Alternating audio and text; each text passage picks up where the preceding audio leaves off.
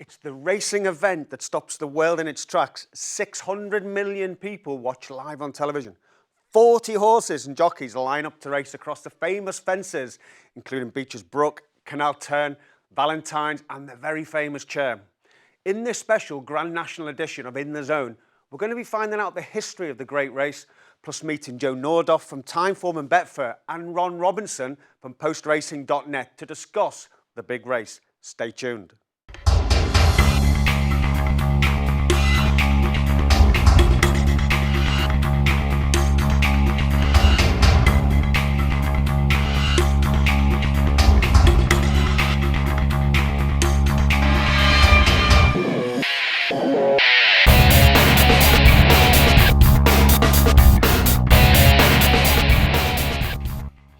In the build-up to the Grand National, there is real buzz of excitement across the country.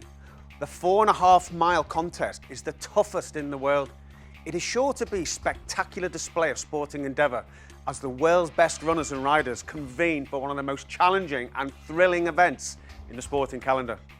Over the years, horses such as Golden Miller, Reynoldstown and of course the legendary Red Rum have all triumphed and ridden themselves into history. You may think you know your history on the Grand National. However, we've been down to Aintree to speak to course historian Jane Clark on the history of the race and just what it means to our city.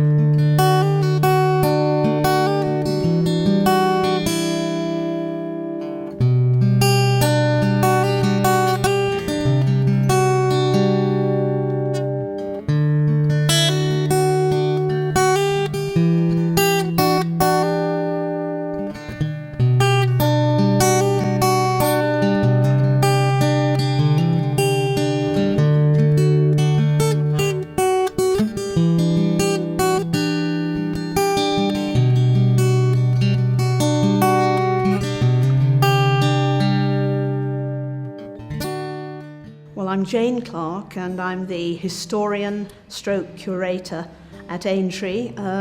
I've been enraptured by the Grand National since I was 7 years old, when back in London, where I live and was living at the time, I saw the Grand National in 1962 on a black and white, very grainy TV screen, and it just captured my heart. And I've been watching it ever since. Since 1970s, I've been coming up to the race itself. And it was just like love at first sight. And my parents and my family had no connection with racing at all.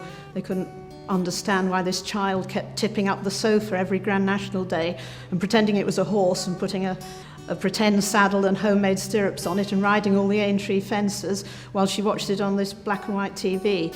But since then I've collected all the news cuttings that I can muster about the Grand National. As I say, I've been coming up for years and years, made many friends in Liverpool. I love the place and I love the people. I used to come up as a race girl in the sort of 70s, 80s. Then in the 90s I started pestering the officials at Aintree that they should open a visitor centre or a museum because they had such a wonderful piece of English tradition here in the Grand National. Eventually they listened to me and they made me the curator of the museum. I wrote over 300 letters just to people I knew whose families had had Grand National winners in the past. And I got a wonderful response. They were very glad to either loan things or give us artifacts that were connected with the race and with winners of the past. And the museum opened in 1999. The ribbon was cut by Ginger McCain, Red Rum's trainer. And from those days, it's gone from strength to strength. I'm still collecting pieces even today. The museum is not a dedicated one, so to speak. We've got a lot of the artifacts here in the old weighing room at Aintree, and we've got other artifacts spread all over the course in various rooms and restaurants, which the public can see on race days. It's my dream that we get a dedicated museum here one day, so I'm working towards that. I'm also the historian here at Aintree, which I do from my base down south. If they get any questions on the internet, i.e. my grandfather rode in a Grand National in the 1930s, but I don't know the name of the horse or the colours he wore, they pass that on to me, and I can normally find out the answer from my vast collection of record books. Basically, I'd do anything that Aintree asked me because I'm so passionate about the race, and when I was growing up I didn't even dream of setting foot on the course itself, let alone working for them, so it's still a thrill for me, even at my advanced age, and it's still a pleasure to work at what I think is the greatest racecourse in the world, which has the greatest steeplechase in the world run here. I think one of the most important things about the Grand National is how important it is to Liverpool as a city.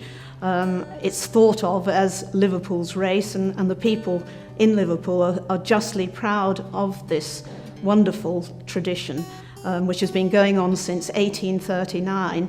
Not many sporting events of this magnitude have been going that long, and not many have a TV audience of over 600 million every year, making it sort of second only to the World Cup in popularity.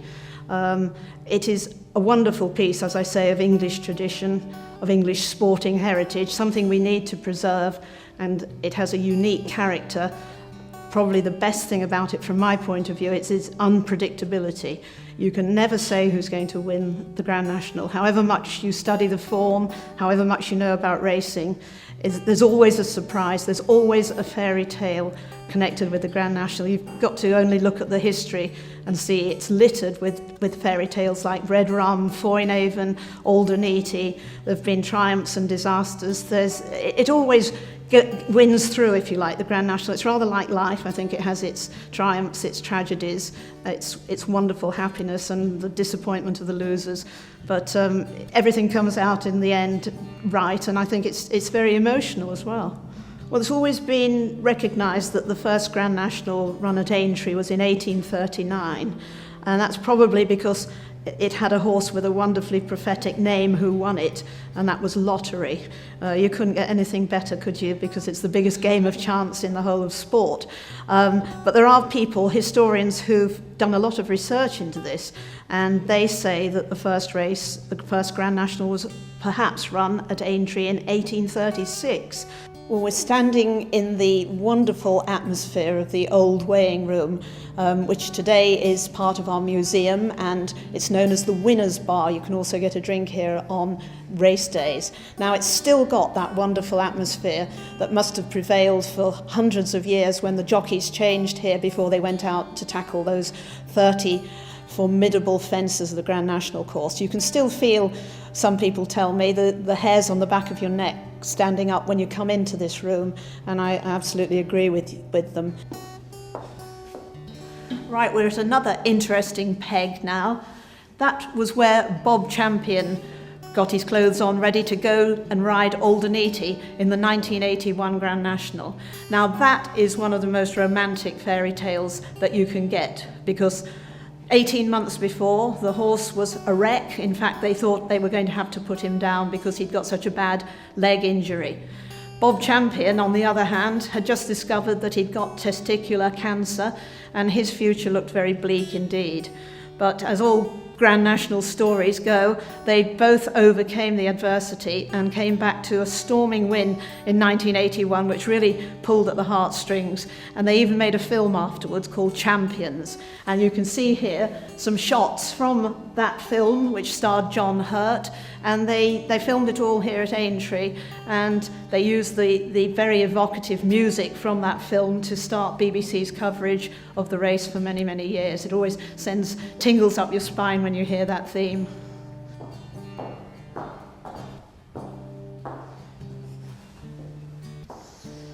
Well, here we have one of my pride and joy cases, a collection of silks, which I've collected all myself, I must admit, brought all the way to Aintree at various times in my Ford Fiesta. And pride of place goes to these black and white silks with the red cap. Now, they were carried by Manifesto when he won the Grand National in 1897 and 1899.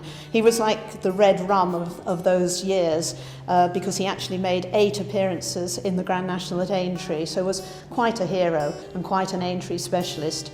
And these silks were discovered about 10 or 15 years ago by a family who had a holiday home down in Sussex.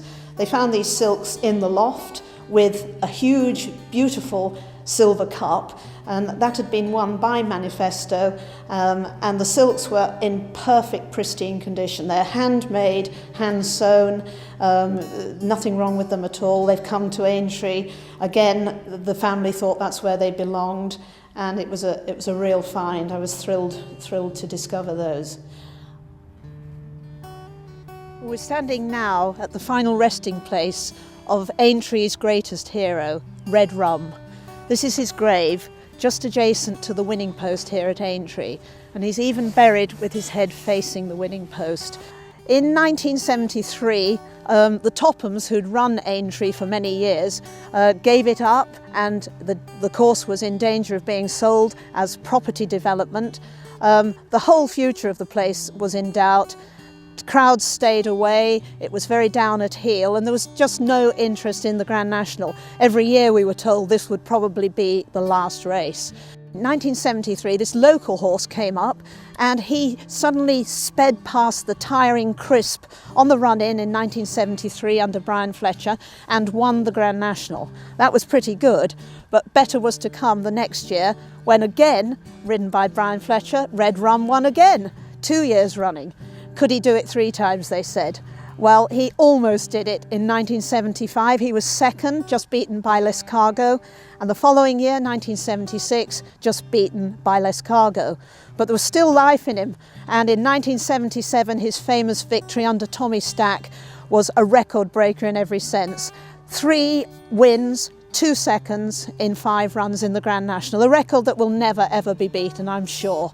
And I think it's definitely the right place for Red Rum, and hopefully he'll be the guardian of the Grand National for its foreseeable future. Danger beckons unto daring, and the colours wait for wearing, while fame proffers gifts for sharing, and Dame Fortune plans the falls. Lo, the spirit of endeavour burns in England's hearts forever. Aintree calls.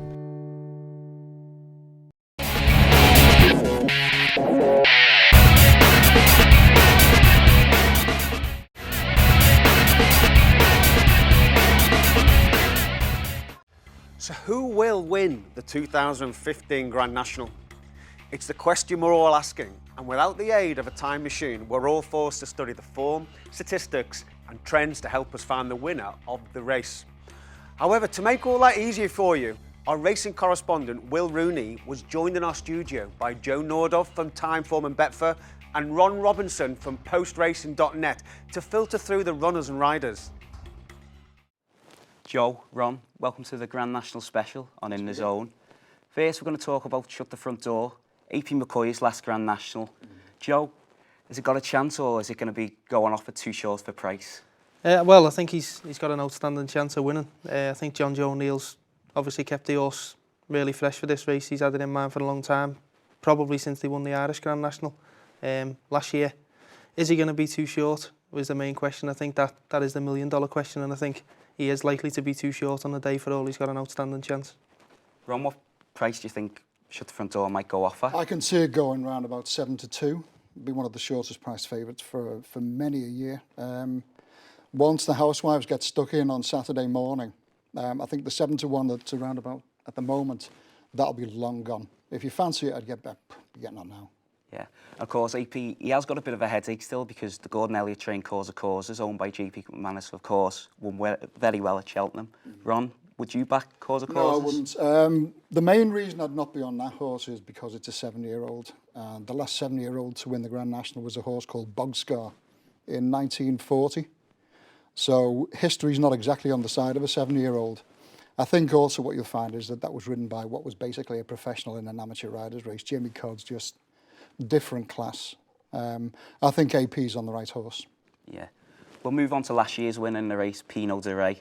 Joe, it's been raised £8 in the weight since last year. Can he win back-to-back nationals since Rev Run? Well, I certainly wouldn't discount the horse initially, but he definitely came into the race last year in a much better vein of form. This year he's obviously been campaigned like many of the field around the national, so we're not likely to see the best of him over hurdles. But last year he did run a really good race in a Pertemps qualifier at Cheltenham, and this year was essentially a lacklustre effort in comparison to that. But obviously horses come back regularly, so you wouldn't be necessarily discounting him for all that. He won't be on my shortlist. Ron, last year's second goes again, Balthazar King. He's been trained for the race, no doubt about that. Done most of its recent winning though over the cross-country courses. That slightly puts me off. Not as much as the Dickie Johnson's record. I think he's the losing most top jockey riding in the national this weekend. I think he's ridden 17 times in it now. He's managed second place twice. There'd be a couple more I fancy a bit more strongly than that one, to be honest with you. Although Philip Hobbs will have it there spot on for the day. Joe, would Balthazar King's lengthy break put you off, or would you, like Ron, see it's the best thing for him? I think overall I'd be pretty keen on the lengthy absence personally. I don't think we should judge him too harshly on the cross-country efforts, given that that's where he's mainly campaigned. And I think anyone who looks at his record for the last 5 or 6 seasons when we've actually seen him, I think he's won first time out in about 4 of them, certainly after an absence. Yeah. So that's definitely a positive with a horse like that coming from such a top stable. Paul Nicholls has won just about every big Saturday race this year. Can't get any bigger race on a Saturday in the Grand National.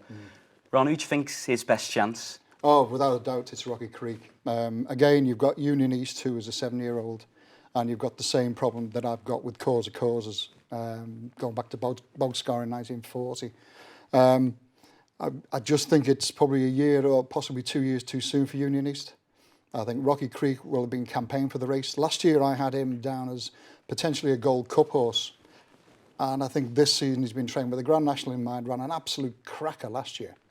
I think he's as likely a winner as any of this year's race. 5th in the race last year, Joe. Do you agree, Rocky Creek? Yeah, I agree in that he's obviously been kept fresh for the races. Hennessy effort had to go down as a disappointment in November, but as we said, he bounced back at Kempton in pretty emphatic style, and he looked the horse well ahead of his handicap mark. I think everyone will agree on that. Yeah. In relation to Union East, I think if we look at his form, speaking literally, giving £5 to Coney Gray and losing, you've actually lost nothing in defeat, because we now know exactly what Coney Gray is. Is Union East for me? Probably not. I think I agree in that. You know, he might need another year on his back, and Rocky Creek would obviously be the Paul Nicholls horse for the National this year. Yeah. We'll move on to another Cheltenham winner, the Druid's nephew. Won very well at Cheltenham. Since he's moved to the Neil Mulholland Yards, he's looked a different horse, hasn't he, Joe? He certainly has, yeah. And this wouldn't be the first advert, I don't suppose, for Neil Mulholland's training ability. He's obviously made a fantastic start to his training career. I think the Druid's nephew comes out, obviously I'm at time for him. He comes out top rated on our figures.